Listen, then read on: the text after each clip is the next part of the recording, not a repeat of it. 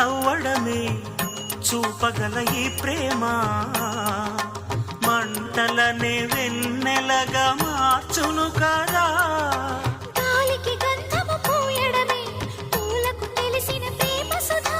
రాలిన పూల జ్ఞాపకమే కాలము చదివే ప్రేమ